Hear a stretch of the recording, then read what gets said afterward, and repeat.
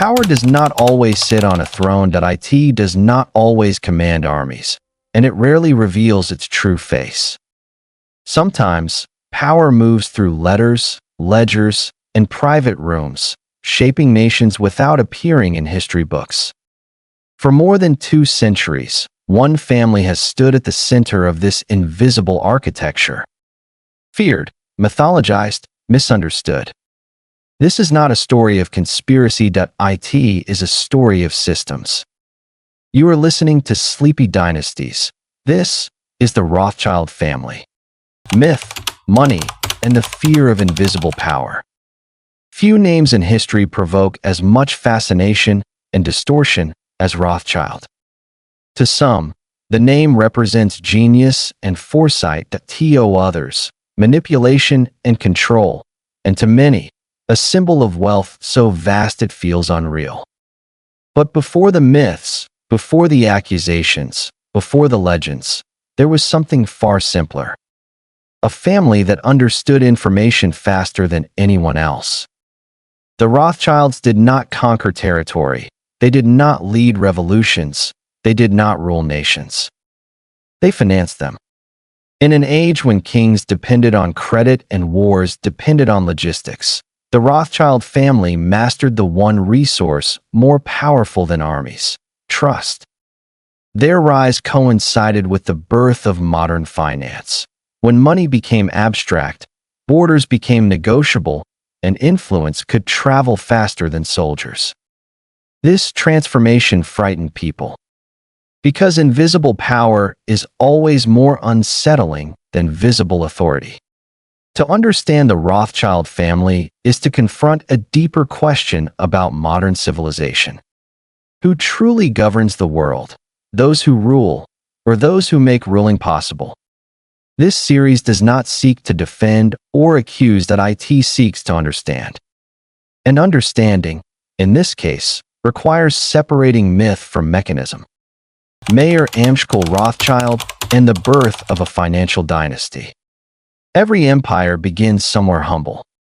For the Rothschild family, it began in the narrow streets of Frankfurt's Judengasse in the mid-18th century, a confined Jewish ghetto where opportunity was limited, movement restricted, and survival depended on precision.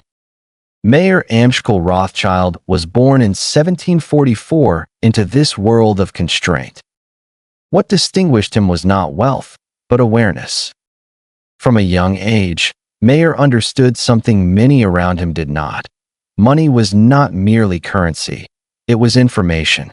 Coins carried history. Contracts carried leverage. And relationships, if cultivated carefully, could transcend walls. He began as a coin dealer, trading rare currencies and antiquities.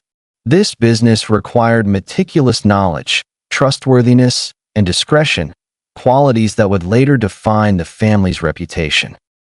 Mayer's breakthrough came through his relationship with Prince Wilhelm of Hesse-Kassel, one of the wealthiest rulers in Europe. Managing the prince's finances exposed Mayer to large-scale capital movement and international networks. More importantly, it introduced him to power without proximity. He did not need to sit beside rulers. He needed to serve their needs better than anyone else. Mayer built his business on 3 principles: speed, reliability, silence. In an era when communication was slow and fragmented, Mayer invested in couriers and information flow. News, especially financial and political, arrived at his desk before it reached courts and capitals. This advantage became decisive during the Napoleonic Wars. As Europe descended into chaos, governments desperately needed funds. Armies marched not on ideals, but on credit. Mayer positioned his family to provide that credit, across borders, across regimes, across ideologies. But his most radical decision was not financial. It was familial. Mayer sent his 5 sons to the major capitals of Europe: Frankfurt, London, Paris, Vienna, and Naples, creating a decentralized banking network bound not by contracts, but by blood. This was unprecedented. Each branch operated independently, yet cooperatively. Trust flowed internally. Information moved faster than competitors could comprehend. The Rothschild family had effectively invented the first multinational financial system. And they did so without flags, armies, or official titles. By the time Mayor Amschel Rothschild died in 1812, he had not merely accumulated wealth. He had created a structure that would outlive wars, empires, and revolutions. The Rothschild dynasty had begun, not as rulers of nations, but as architects of the systems that nations depended on. And Europe would never operate the same way again. War, credit, and the making of Europe's greatest bank. Wars are not won by courage alone. They are won by logistics, timing, and credit. As Europe descended into the chaos of the Napoleonic Wars at the turn of the 19th century, traditional systems of finance proved dangerously inadequate. Monarchs could raise armies, but they could not move money fast enough to sustain them. Borders shifted, currencies fluctuated, and trust collapsed almost as quickly as alliances. Into this instability stepped the Rothschild family. By the early 1800s, Mayor Amschel Rothschild's strategy of dispersing his sons across Europe had matured into a functional network. Each brother operated in a major capital, connected not merely by correspondence, but by a shared system of accounting, trust, and rapid communication. This was not a banking empire in the traditional sense. It was a financial nervous system. At the center of this transformation stood Nathan Mayer Rothschild, the third son, based in London. Britain, locked in an existential struggle against Napoleon, faced unprecedented financial strain. Funding armies across the continent required moving vast sums of money through hostile territory, an almost impossible task for governments alone. Nathan provided the solution. Using the family's Continental network, the Rothschilds transferred funds through a complex web of bills of exchange, gold shipments, and trusted intermediaries. Money flowed where armies marched. Credit followed strategy, and information moved faster than official channels could manage. This capability made the Rothschilds indispensable. Governments did not simply borrow from them. They depended on them. The British state, in particular, relied heavily on Rothschild mechanisms to finance coalitions against France.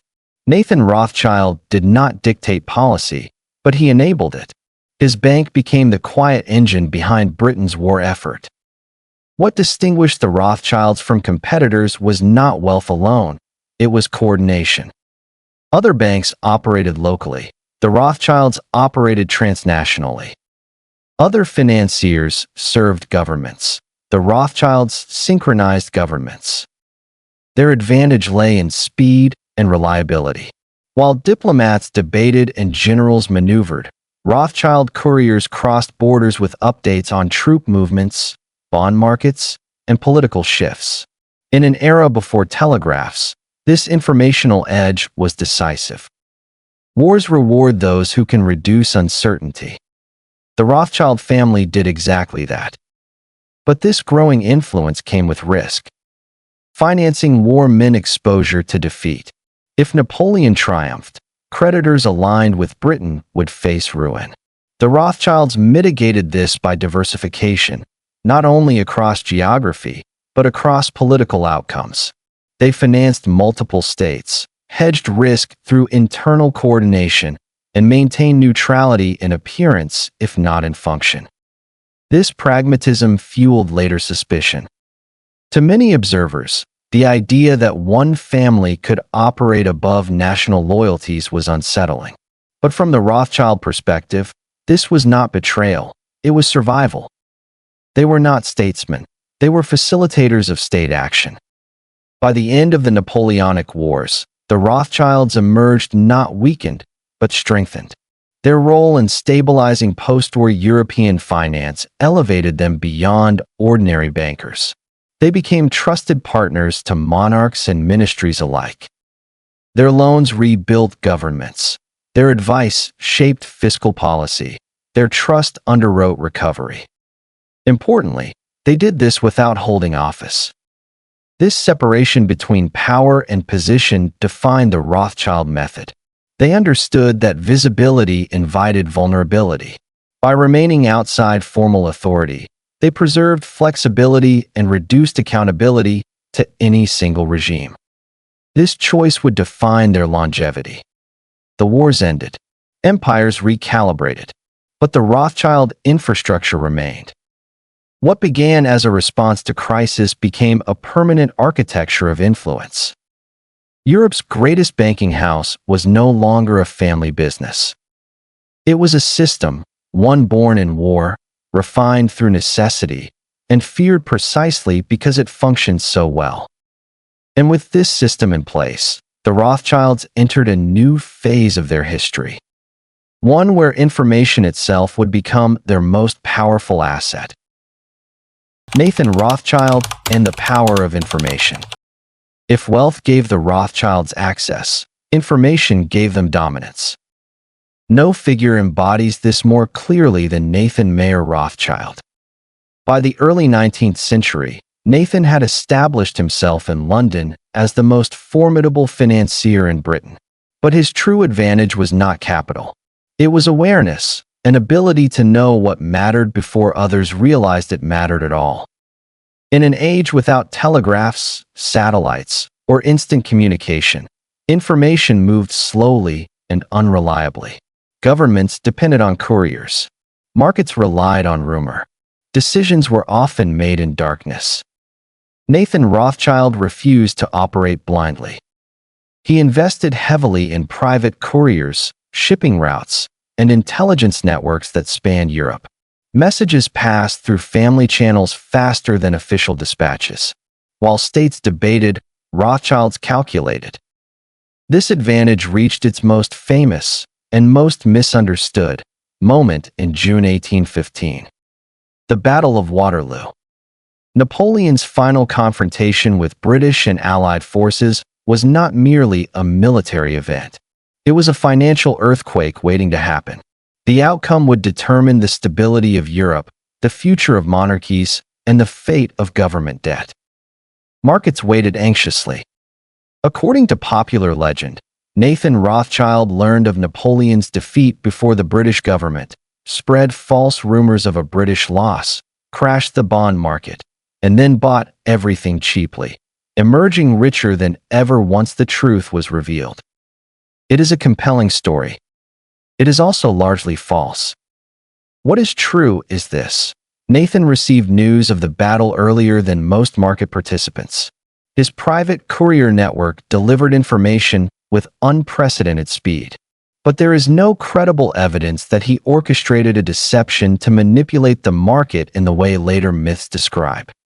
The British bond market did fluctuate wildly after Waterloo, but volatility was expected. War's end always produces uncertainty. Nathan's advantage lay not in trickery, but in preparedness. He had positioned himself for multiple outcomes. Rather than gamble on rumor, he used early confirmation to stabilize his positions, provide liquidity, and reinforce trust in his bank. While others panicked, Rothschild capital remained available. In finance, this matters more than drama.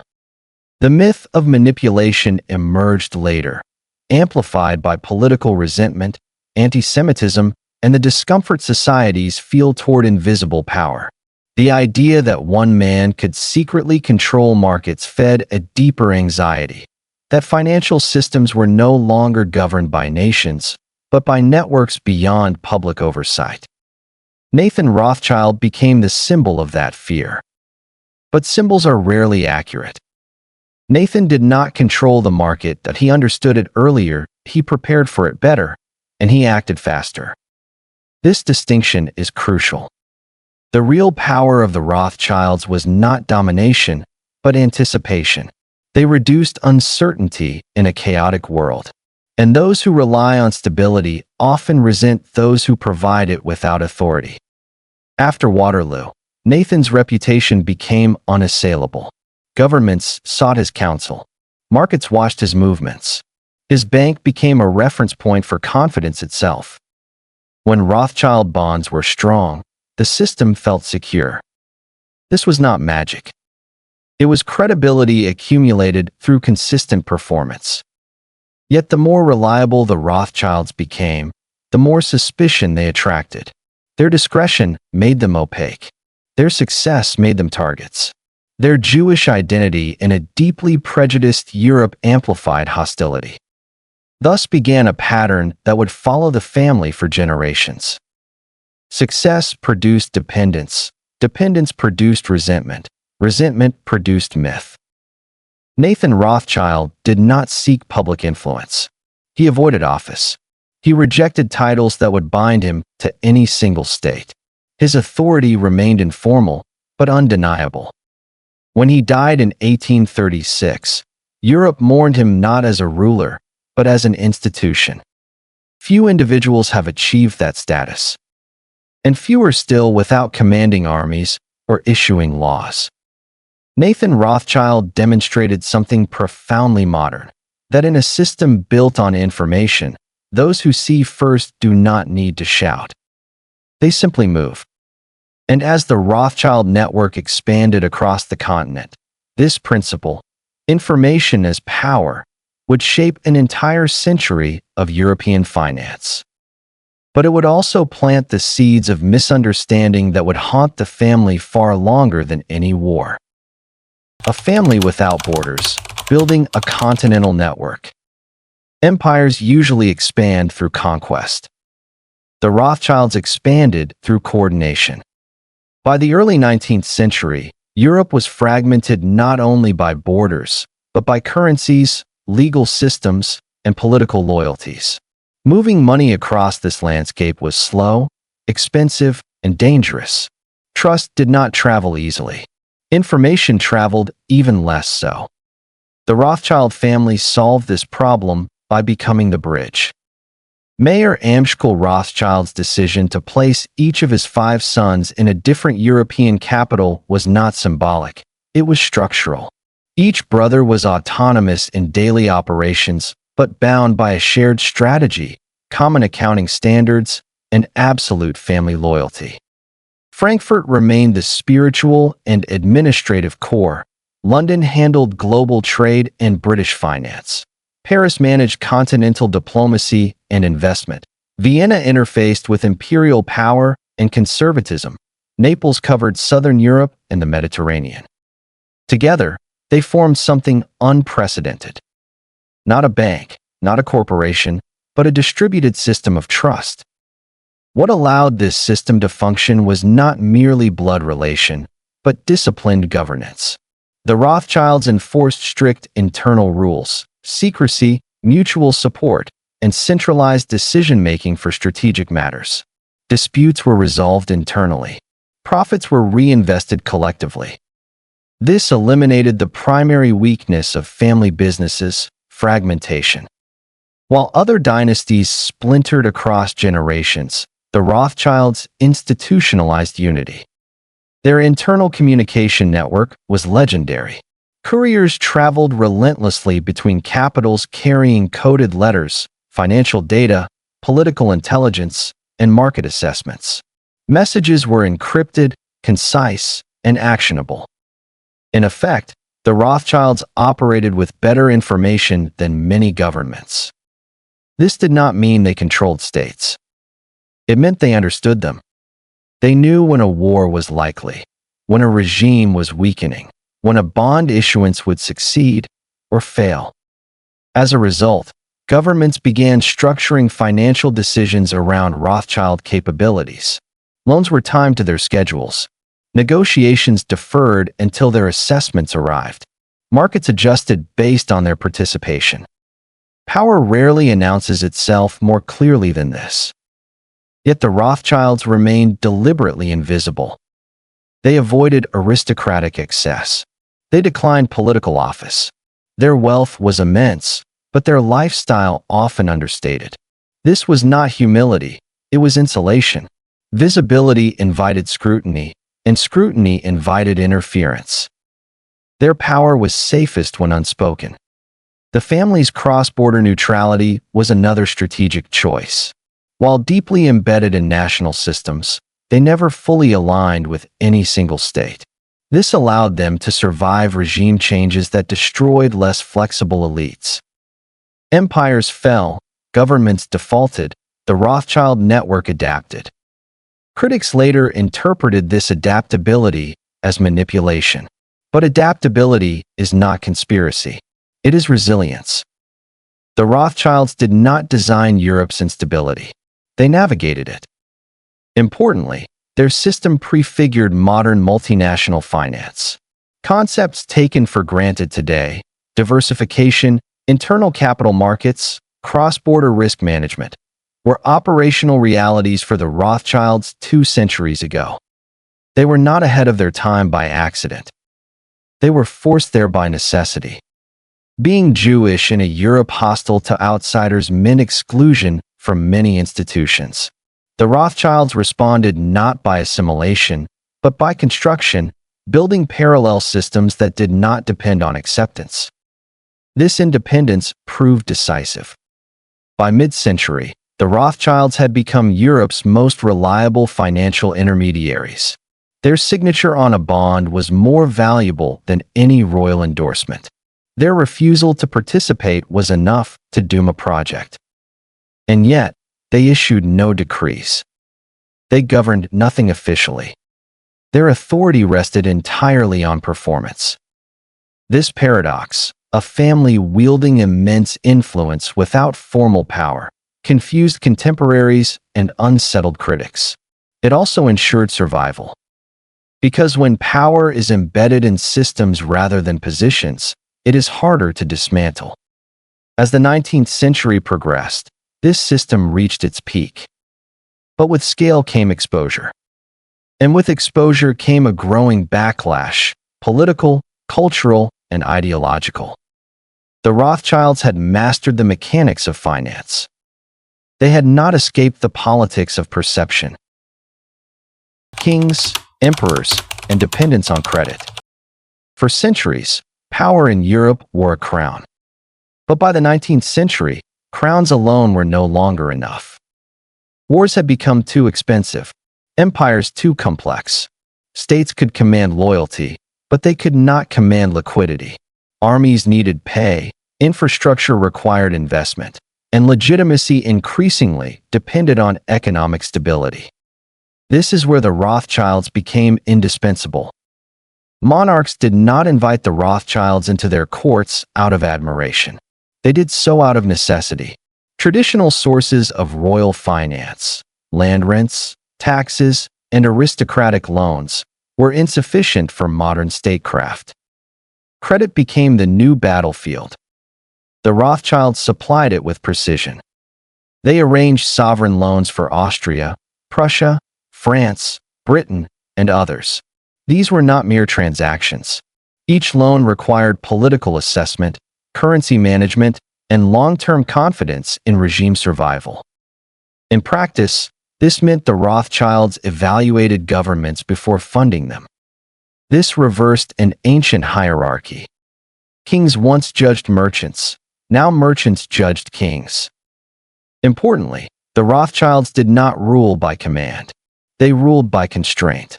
Their power lay in what they enabled and what they quietly refused to enable. A government backed by Rothschild credit could stabilize its currency, fund reforms, and signal reliability to international markets. A government excluded from that network faced isolation, higher borrowing costs, or failure. This influence was subtle but structural, and it did not require coercion. The Rothschilds maintained relationships across ideological lines. They financed conservative monarchies and liberal regimes alike. What mattered was not politics, but solvency and continuity. This neutrality frustrated both sides. Nationalists accused them of lacking loyalty. Radicals accused them of propping up outdated regimes. But neutrality preserved optionality, and optionality preserved power.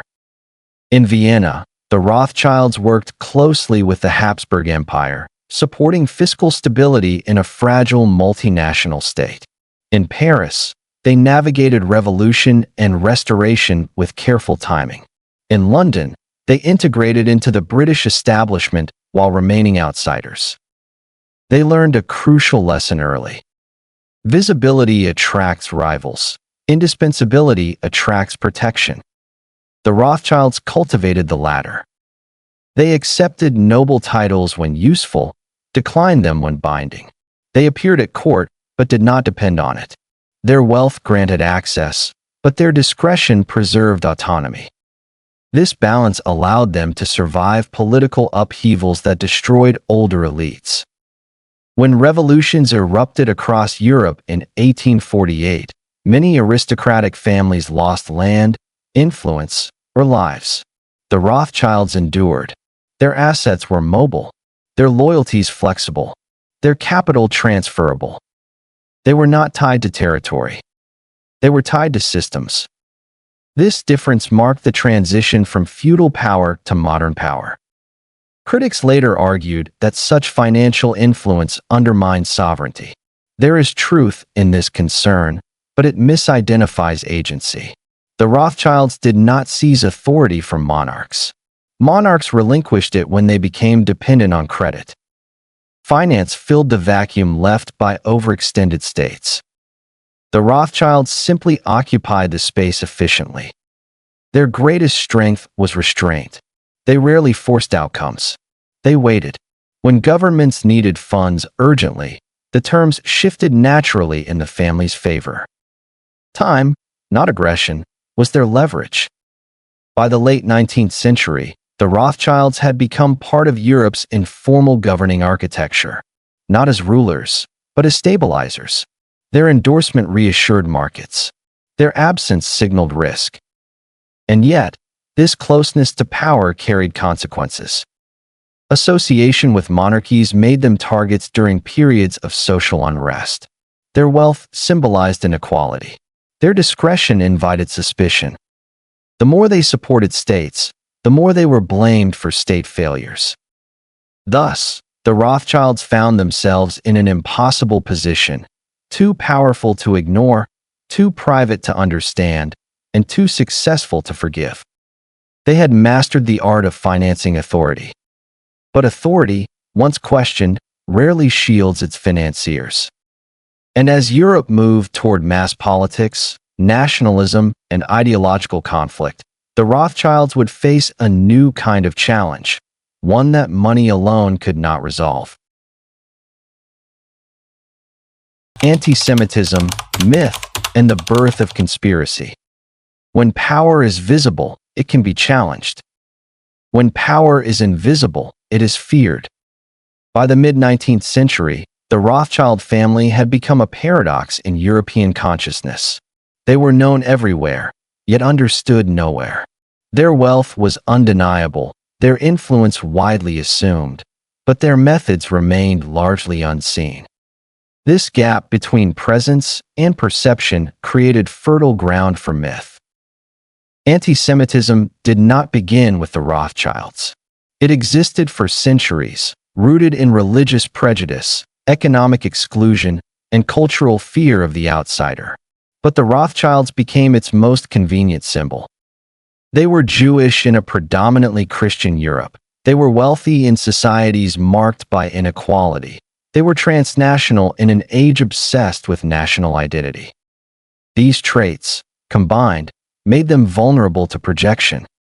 As Europe industrialized and urbanized, traditional social structures fractured. Old certainties, monarchies, faith, and class hierarchies came under pressure. In times of upheaval, societies often seek simple explanations for complex change. The Rothschilds became one such explanation. Political failures were attributed to financial manipulation.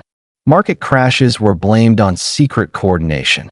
Revolutions were framed as externally engineered rather than internally caused. In this narrative, the Rothschilds were no longer bankers. They were puppet masters. Pamphlets, cartoons, and later newspapers portrayed them as omnipotent figures controlling governments, wars, and economies from the shadows. These depictions relied not on evidence, but on repetition and emotional appeal. Complex systems were reduced to villains. Importantly, conspiracy theories thrive not on falsity alone, but on partial truth. The Rothschilds did possess influence. They did have superior information. They did finance governments. But influence is not omnipotence.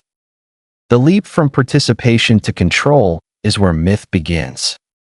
These narratives served multiple purposes. They redirected public anger away from institutions and toward individuals. They reinforced nationalist ideologies by framing transnational actors as enemies. And they justified exclusion by portraying success as illegitimate.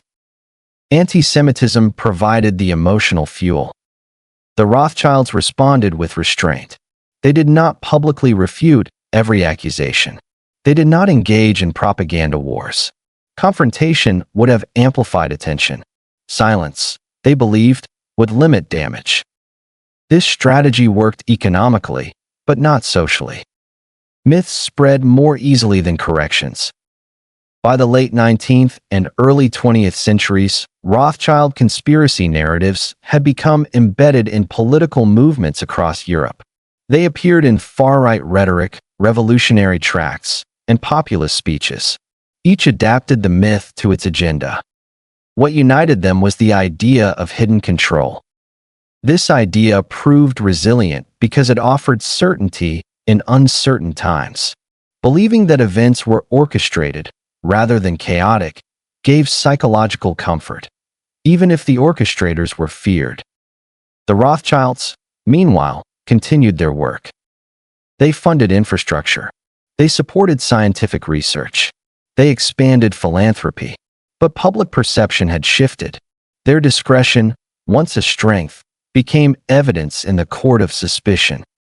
Ironically, the less visible they were, the more powerful they were assumed to be. The 20th century would magnify these dynamics. Total war, economic collapse, and mass propaganda weaponized conspiracy at unprecedented scale. Anti-Semitic myths became state ideology in some regimes, with catastrophic consequences. The Rothschilds did not escape this violence. Properties were seized, archives destroyed, family members persecuted or forced into exile. Influence offered no immunity against hatred organized by power. This reality shattered the illusion that wealth guarantees safety. What Chapter 6 reveals is not a story about one family. It is a story about how societies respond to complexity. When systems become too intricate to explain, people search for faces to blame. When power is diffuse, it is personalized. And when fear intersects with prejudice, myths become dangerous. The Rothschilds did not create these forces, but their prominence made them a mirror onto which Europe projected its anxieties. And in that mirror, finance became destiny, and myth became memory. From dominance to discretion, the 20th century shift. The 20th century did not reward continuity. It rewarded adaptation. As Europe entered an age of mass politics, industrial warfare, and ideological conflict, the structures that once sustained the Rothschilds began to erode. Empires collapsed. Monarchies fell. Financial systems were nationalized or tightly regulated. The old world, where private bankers could quietly stabilize states, was disappearing. The Rothschilds recognized this before many others. Their response was not resistance, but retreat, strategic, deliberate, and often misunderstood. They reduced public exposure, diversified activities, and shifted influence from sovereign finance to private enterprise, philanthropy, and cultural institutions. Power, they understood, must move where scrutiny is lowest. World War I marked the first major rupture.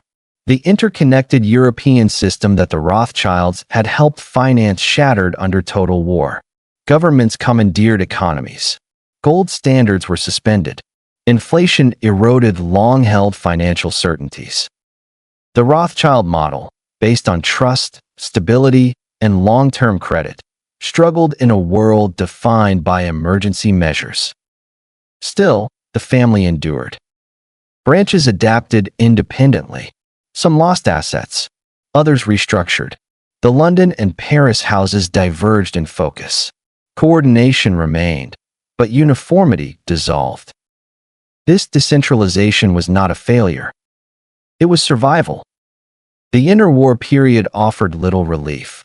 Economic volatility, political radicalization, and rising antisemitism made discretion essential. The Rothschilds withdrew further from public finance, redirecting capital into industry, real estate, and long-term investments less visible to political currents. Then came World War II. This conflict did what centuries of rivalry had not. It targeted existence itself. Nazi ideology weaponized anti-Semitic conspiracy into policy. Rothschild properties were seized. Art collections confiscated. Archives destroyed. Family members displaced or endangered. Influence meant nothing in the face of extermination. The family survived only by dispersal. After the war, Europe was unrecognizable. Governments asserted control over banking. International institutions replaced private networks. The age of dynastic finance had ended. But the Rothschilds did not disappear. They transformed. Rather than compete with states, they partnered with markets. Rather than underwrite governments, they invested in innovation. Rather than dominate headlines, they cultivated discretion. This shift puzzled observers who equated visibility with relevance. Yet relevance does not require spectacle. In the post-war world, the Rothschild name remained attached to investment banking, asset management, agriculture, wine, energy, and cultural patronage. These were quieter forms of influence, but no less durable. The family also embraced transparency selectively. They complied with regulation. They modernized governance. They professionalized operations beyond family control. Dynasty gave way to institution. Importantly, this evolution challenged conspiracy narratives. A family capable of global domination would not voluntarily relinquish power, but a family skilled in adaptation would. The Rothschilds chose the latter. By stepping back, they preserved continuity. By abandoning dominance, they secured endurance. Their legacy shifted from control to contribution, from financing empires to sustaining ecosystems. They no longer shaped Europe's destiny. They navigated it. The 20th century taught the Rothschilds a lesson that history teaches harshly. Power that refuses to evolve becomes a target. Power that dissolves into structure survives. And so the family entered the modern era not as rulers of finance, but as custodians of experience, quietly influential, strategically positioned, and acutely aware of the cost of being seen. Philanthropy, culture, and soft power. When direct power fades, influence does not disappear. It changes form. As the Rothschild family moved away from the center of sovereign finance in the 20th century, they did not retreat into irrelevance. Instead, they redirected energy toward domains where longevity mattered more than control: culture, science, education, and environmental stewardship. This shift was neither cosmetic nor accidental. For generations, the Rothschilds had understood a fundamental truth: wealth that does not shape values eventually loses meaning. Capital must outlive its moment to justify its existence. Philanthropy became the vessel for this transition. Across Europe, Rothschild foundations funded hospitals, universities, research institutes, and social programs, often long before such efforts were considered fashionable. These initiatives rarely carried political demands. They were designed to strengthen societies rather than steer them. In doing so, the family reframed its relationship with the public, not as financiers of power, but as patrons of continuity. The Rothschilds were also among the most influential collectors and patrons of art in modern history.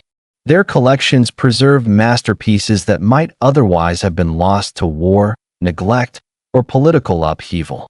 Museums, galleries, and cultural institutions across Europe still bear their imprint. Art was not merely decoration. It was memory.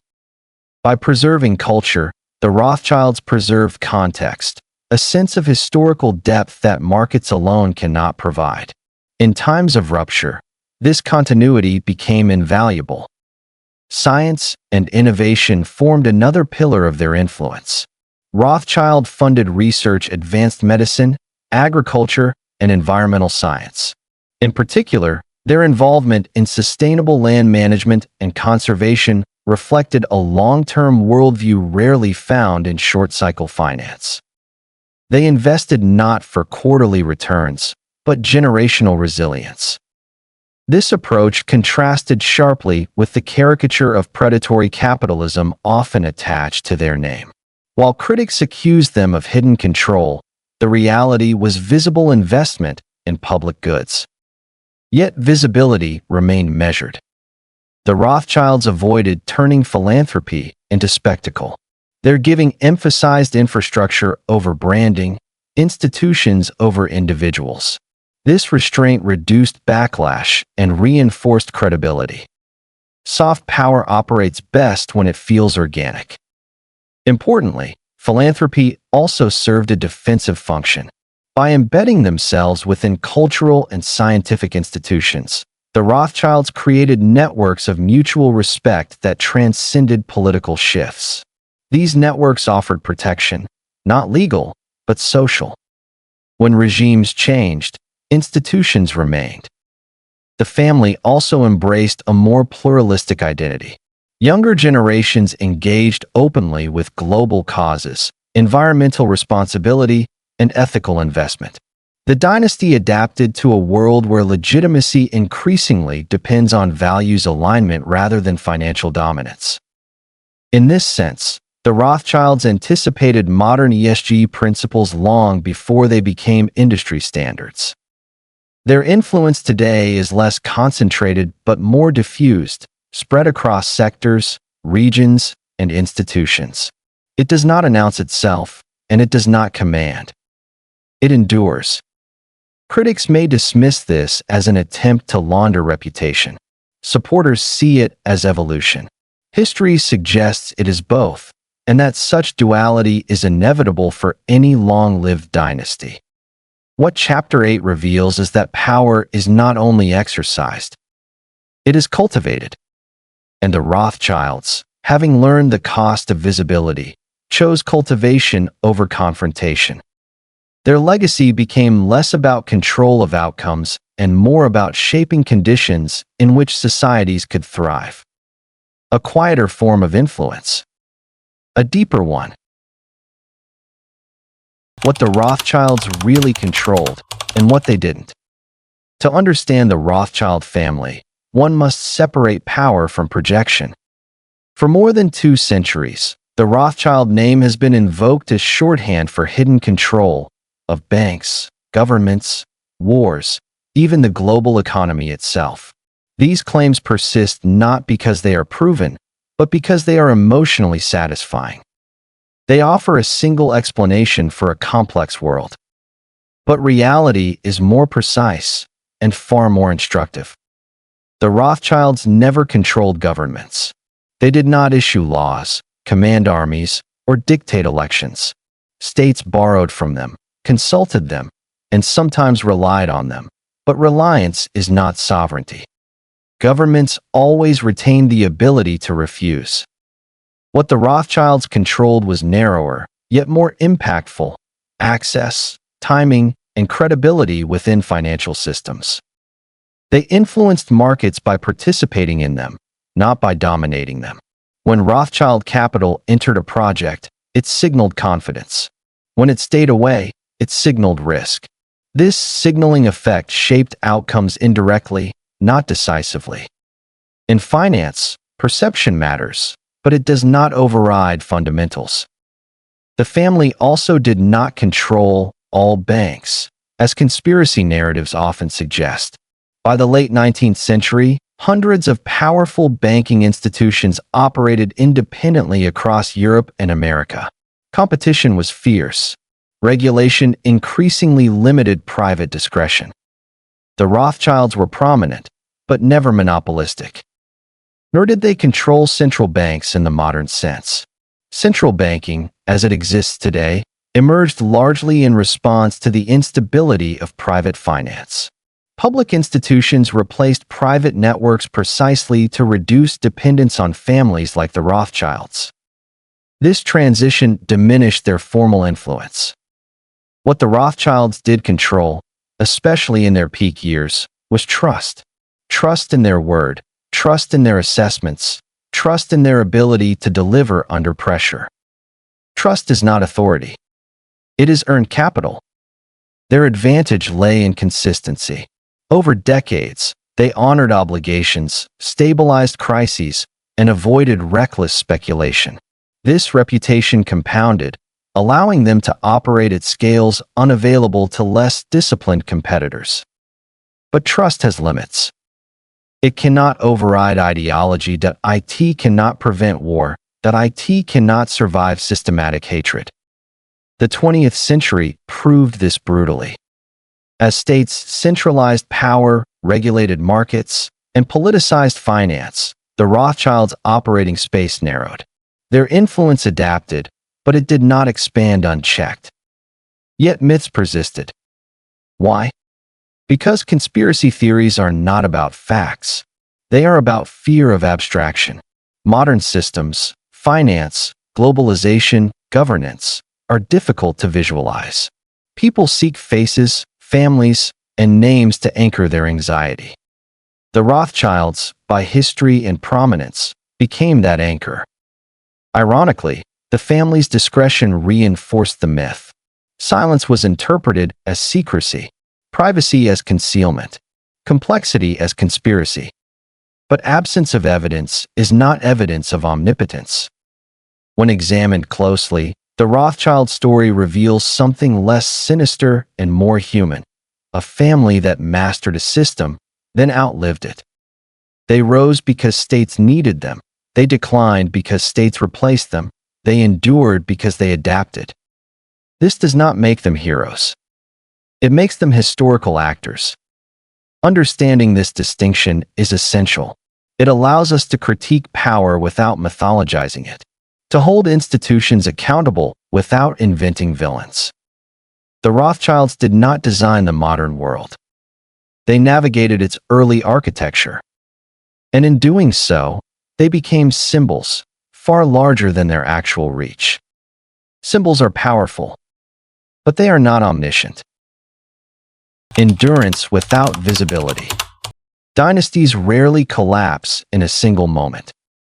They fade when they fail to adapt. What distinguishes the Rothschild family from so many once dominant powers is not the scale of their rise, but the intelligence of their retreat. When the structures that had elevated them disappeared, they did not cling to relevance. They recalibrated. By the late 20th and early 21st centuries, the Rothschilds were no longer central to global finance. Investment banks had become corporations. Capital markets were institutionalized. Transparency replaced discretion as the governing norm.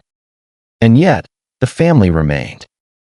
Not as rulers of markets, but as participants within them. Their modern operations are decentralized, professionalized, and subject to regulation. Family members no longer define strategy alone. Governance structures limit dynastic control. This is not a loss of power, it is a transformation of it. Influence now flows through expertise, networks, and stewardship. The Rothschilds invest in sectors that reward patience, sustainable agriculture, long-term capital, heritage industries, and environmental management. These choices reflect an understanding refined over generations. Endurance requires alignment with time, not dominance over it. They have also embraced a quieter identity. The family does not seek to correct every myth. It does not attempt to reclaim historical centrality. Instead, It allows distance to do what argument cannot, dissolve exaggeration. This restraint is deliberate. In a world saturated with exposure, invisibility is not weakness. It is insulation. The Rothschild legacy today is best understood not as control, but as architecture. They helped build systems that eventually outgrew them. That is not failure. It is consequence. Most power seeks permanence. The Rothschilds sought continuity. And continuity often requires disappearance. Their story reveals a deeper lesson about modern influence, that those who endure longest are rarely those who dominate loudest. They are those who know when to step aside. In that sense, the Rothschilds are not an anomaly. They are a case study. The legacy of invisible architecture. History remembers conquerors by their victories. It remembers dynasties by their ruins. The Rothschilds left neither. What they left instead was infrastructure, financial, cultural, and institutional, that shaped Europe's transition into modernity.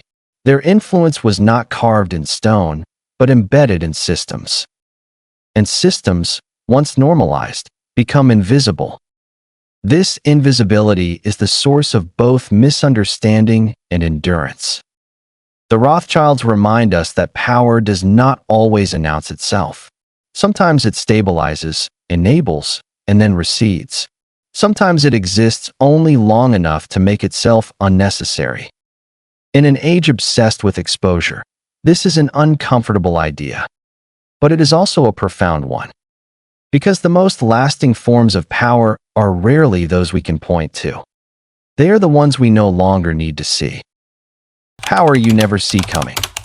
Power does not always announce itself with crowns, armies, or headlines. Sometimes, it operates quietly, through systems, trust, and time. The story of the Rothschild family is not the story of rulers, but of architects. Architects of finance, of stability, and of endurance. They remind us that influence does not need visibility, and that survival often belongs not to the loudest, but to the most adaptable. Thank you for listening to this chapter in our ongoing exploration of history's most powerful families.